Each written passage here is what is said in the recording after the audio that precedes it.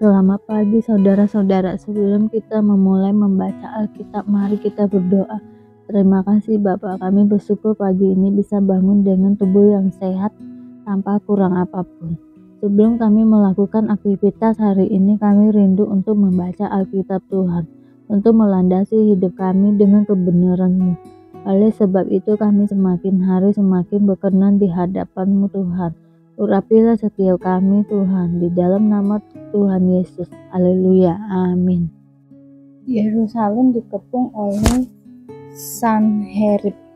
Setelah peristiwa yang menunjukkan kesetiaan Hizkia itu, datanglah Sanherib, Raja Asyur, menyerbu Yehuda. Ia mengepung kota-kota berkubu dan berniat merebutnya. Ketika Hizkia mengetahui bahwa Sanherib datang hendak memerangi Yerusalem, ia berunding dengan para panglima dan pahlawannya untuk menutup segala mata air yang terdapat di luar kota, dan mereka itu bersedia membantunya. Maka berkumpullah banyak orang, mereka menutup semua mata air dan sungai yang mengalir dari tengah-tengah negeri itu. Kata mereka, "Mengapa raja-raja Asyur harus mendapat banyak air kalau mereka datang?" Dan sekuat tenaga Hizkia membangun kembali seluruh tembok yang telah terbongkar, mendirikan menara-menara di atasnya dan tembok yang lain di luarnya. Ia memperkuat juga Milo di kota Daud dan membuat lembing dan perisai dalam jumlah yang besar. Ia mengangkat panglima-panglima perang yang mengepalai rakyat, menyuruh mereka berkumpul kepadanya di halaman pintu gerbang kota dan memenangkan hati mereka dengan kata-kata, "Kuatkanlah dan teguhkanlah hatimu. Janganlah takut dan terkejut terhadap Raja Asyur serta seluruh laskar yang menyertainya, karena yang menyertai kita lebih banyak daripada yang menyertai dia. Yang menyertai dia adalah tangan manusia, tetapi yang menyertai kita adalah Tuhan Allah kita, yang membantu kita dan melakukan peperangan kita." Oleh kata-kata Hizkia, Raja Yehuda itu, rakyat mendapat kepercayaan kembali. Sesudah itu, Sanherib, Raja Asyur, yang sedang mengepung Lakis dengan seluruh kekuatan tentaranya, mengutus beberapa pegawai ke Yerusalem, kepada Hizkia, Raja Yehuda, dan kepada semua orang Yehuda yang ada di Yerusalem dengan pesan, "Beginilah titah Sanherib, Raja Asyur. Apakah yang kamu harapkan? Maka kamu tinggal saja di Yerusalem yang terkepung ini. Bukankah Hizkia memperdayakan kamu, supaya kamu mati kelaparan dan kehausan, dengan mengatakan, 'Tuhan, Allah kita, akan melepaskan kita dari tangan Raja Asyur'? Bukankah Hizkia ini yang menjauhkan segala bukit pengorbanan dan mezbah Tuhan itu, dan berkata kepada Yehuda dan Yerusalem, 'Hanya di depan satu mezbah kamu harus sujud menyembah dan membakar korban di atasnya'? Tidakkah kamu ketahui apa yang aku dan nenek moyangku lakukan terhadap semua bangsa negeri-negeri lain? Apakah para Allah bangsa-bangsa segala negeri itu pernah berhasil melepaskan negeri mereka dari tanganku? Siapa daripada semua Allah bangsa-bangsa yang sudah ditumpas nenek moyangku itu dapat melepaskan bangsanya dari tanganku? Masakan Allahku dapat melepaskan kamu dari tanganku?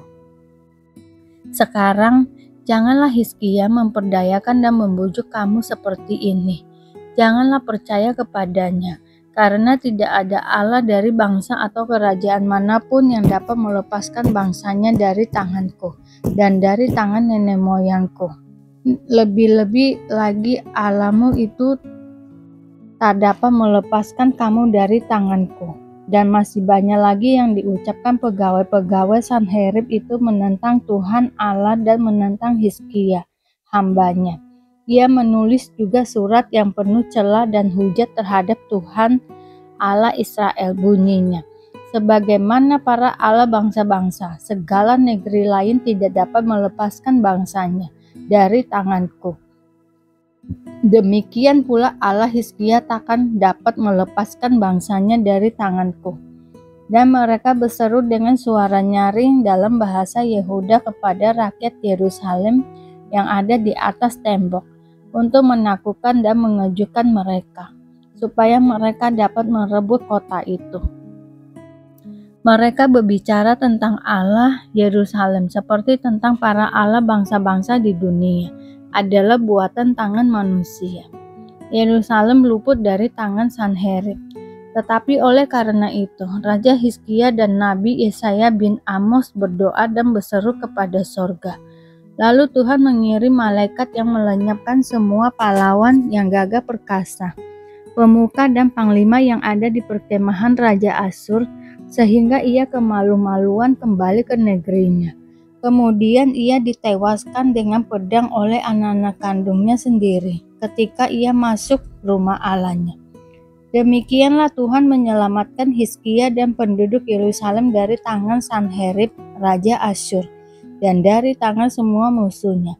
Dan ia mengaruniakan keamanan kepada mereka di segala penjuru.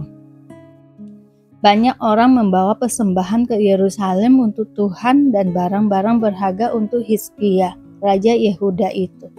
Sejak itu ia diagungkan oleh semua bangsa. Tahun-tahun terakhir dari pemerintahan Hizkia. Pada hari-hari itu, Hizkia jatuh sakit sehingga hampir mati. Ia berdoa kepada Tuhan dan Tuhan berfirman kepadanya dan memberikannya suatu tanda ajaib. Tetapi Hizkia tidak berterima kasih atas kebaikan yang ditunjukkan kepadanya, karena ia menjadi angkuh sehingga ia dan Yehuda dan Yerusalem ditimpa murka. Tetapi ia sadar akan keangkuhannya itu dan merendahkan diri bersama-sama dengan penduduk Yerusalem sehingga murka Tuhan tidak menimpa mereka pada zaman Hizkia. Hizkia mendapat kekayaan dan kemuliaan yang sangat besar. Ia membuat pembendaharaan untuk emas, perak, batu permata yang mahal-mahal, rempah-rempah, perisai-perisai, dan segala macam barang yang indah. Juga tempat pembekalan untuk hasil gandum, untuk anggur dan minyak, dan kandang-kandang untuk berbagai jenis hewan besar dan kandang-kandang untuk kawanan kambing domba. Ia mendirikan kota-kota, memperoleh banyak kambing domba dan lembu sapi. Karena Allah mengaruniakan dia harta milik yang amat besar. Hizkia ini juga telah membendung aliran Gihon di sebelah hulu dan menyalurkannya ke hilir, ke sebelah barat ke kota Daud. Hizkia berhasil dalam segala usahanya. Demikianlah juga ketika utusan-utusan raja-raja Babel datang kepadanya untuk menanyakan tentang tanda ajaib yang telah terjadi di negeri. Ketika itu Allah meninggalkan dia untuk mencobainya, supaya diketahui segala isi hatinya.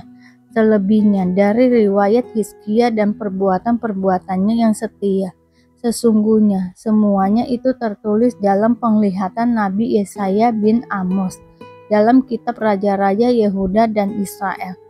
Kemudian Hizkia mendapat perhentian bersama-sama dengan nenek moyangnya, dan dikuburkan di pendakian ke pekuburan anak-anak Daud.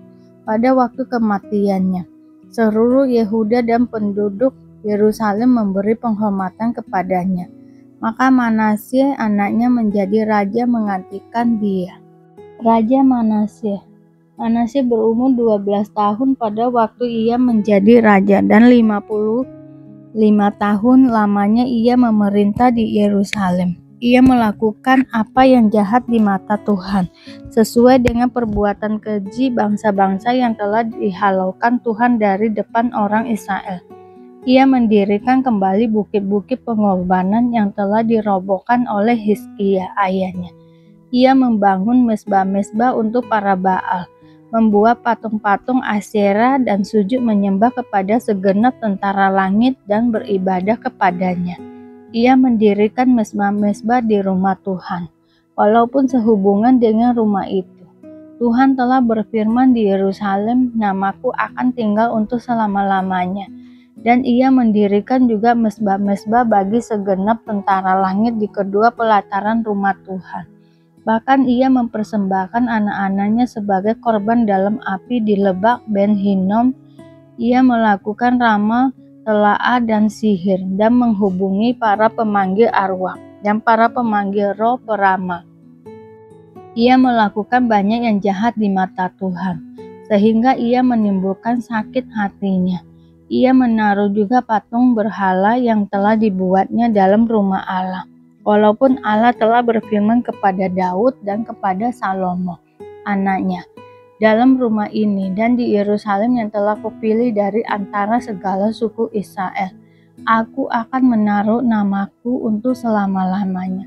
Aku tidak akan membuat pula orang Israel berjejak keluar dari tanah yang telah kutentukan untuk nenek moyangmu, asal saja mereka melakukan dengan setia segala yang telah kuperintahkan kepada mereka dengan perantaraan Musa, yakni segala hukum, ketetapan, dan peraturan.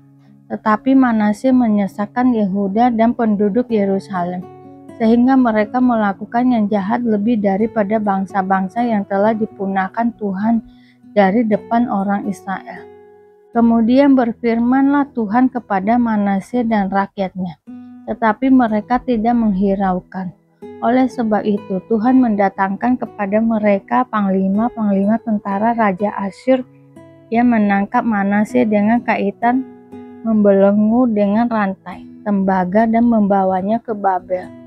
Dalam keadaan yang terdesak ini, ia berusaha melunakkan hati Tuhan Allahnya. Ia sangat merendahkan diri di hadapan Allah nenek moyangnya dan berdoa kepadanya. Maka Tuhan mengabulkan doanya dan mendengarkan permohonannya. Ia membawanya kembali ke Yerusalem dan memulihkan kedudukannya sebagai raja, dan Manasye mengakui bahwa Tuhan itu Allah. Kemudian ia mendirikan tembok luar pada kota Daud, di sebelah barat Gihon di lembah, sampai dekat pintu gerbang ikan mengelilingi Ofel. Tembok itu dibuatnya sangat tinggi. Ia menempatkan juga panglima-panglima perang di tiap kota kubu di Yehuda. Ia menjauhkan allah-allah asing dan berhala dari rumah Tuhan, juga segala mezbah yang didirikan di atas gunung rumah Tuhan dan di Yerusalem, dan membuangnya keluar kota. Ia menegakkan kembali mezbah Tuhan, mempersembahkan korban keselamatan dan korban syukur di atasnya, menyerukan kepada Yehuda untuk beribadah kepada Tuhan Allah Israel. Walaupun demikian, rakyat masih mempersembahkan korban di bukit-bukit pengorbanan, tetapi hanya kepada Tuhan Allah mereka. Selebihnya dari riwayat Manasye, doanya kepada Allah dan ucapan-ucapan para pelihat yang berkata-kata kepadanya dengan nama Tuhan Allah Israel, sesungguhnya semuanya itu terdapat dalam riwayat raja-raja Israel. Doanya dan pengabulan doanya, segala dosa dan ketidaksetiaannya, semua tempat di mana ia telah membangun bukit-bukit pengorbanan serta mendirikan tiang-tiang berhala dan patung-patung sebelum ia merendahkan diri. Sesungguhnya semuanya itu tertulis dalam riwayat para pelihat. Kemudian Manasye mendapat perhentian bersama-sama dengan nenek moyangnya, dan ia dikuburkan di dalam istananya. Maka Amon, anaknya, menjadi raja menggantikan dia. Raja Amon. Amon berumur 22 tahun pada waktu ia menjadi raja, dan 2 tahun lamanya ia memerintah di Yerusalem. Ia melakukan apa yang jahat di mata Tuhan, seperti yang telah dilakukan Manasye ayahnya. Amon mempersembahkan korban kepada segala patung yang dibuat Manasye ayahnya dan beribadah kepada patung-patung itu. Tetapi ia tidak merendahkan diri di hadapan Tuhan seperti Manasye ayahnya. Merendahkan diri, malah Amon makin banyak kesalahannya. Maka pegawai-pegawainya mengadakan persepakatan melawan dia dan membunuhnya di istananya. Tetapi rakyat negeri itu membunuh semua orang yang mengadakan persepakatan melawan Raja Amon, dan rakyat negeri itu mengangkat Yosia anaknya menjadi raja menggantikan dia. Karena kami tahu bahwa jika kemah tempat kediaman kita di bumi ini dibongkar, Allah telah menyediakan suatu tempat kediaman di sorga bagi kita, suatu tempat kediaman yang kekal yang tidak dibuat oleh tangan manusia. Selama kita di dalam kemah ini, kita mengeluh karena kita rindu mengenakan tempat kediaman surgawi di atas tempat kediaman kita yang sekarang ini. Sebab dengan demikian kita berpakaian dan tidak kedapatan telanjang. Sebab selama masih diam di dalam kemah ini, kita mengeluh oleh beratnya tekanan. Karena kita mau mengenakan pakaian yang baru itu tanpa menanggalkan yang lama. Supaya yang fana itu ditelan oleh hidup. Tetapi Allah yang justru mempersiapkan kita untuk hal itu dan yang mengaruniakan Roh kepada kita sebagai jaminan segala sesuatu yang telah disediakan bagi kita. Maka oleh karena itu, hati kami senantiasa tabah, meskipun kami sadar bahwa selama kami mendiami tubuh ini, kami masih jauh dari Tuhan. Sebab hidup kami ini adalah hidup karena percaya, bukan karena melihat. Tetapi hati kami tabah dan terlebih suka kami beralih dari tubuh ini untuk menetap pada Tuhan.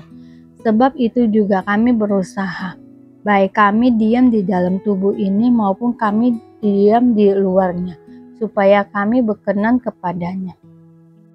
Sebab kita semua harus menghadap tata pengadilan Kristus, supaya setiap orang memperoleh apa yang patut diterimanya, sesuai dengan yang dilakukannya dalam hidupnya ini, baik ataupun jahat. Pelayanan untuk pendamaian. Kami tahu apa artinya takut akan Tuhan. Karena itu kami berusaha meyakinkan orang. Bagi Allah hati kami nyata dengan terang dan aku harap hati kami nyata. Juga demikian bagi pertimbangkan kamu. Dengan ini kami tidak berusaha memuji-muji diri kami sekali lagi kepada kamu. Tetapi kami ini mau memberi kesempatan kepada kamu untuk memegahkan kami. Supaya kamu dapat menghadapi orang-orang yang bermegah karena hal-hal lahiriah dan bukan batinia. Sebab jika kami tidak menguasai diri, hal itu adalah dalam pelayanan Allah. Dan jika kami menguasai diri, hal itu adalah untuk kepentingan kamu.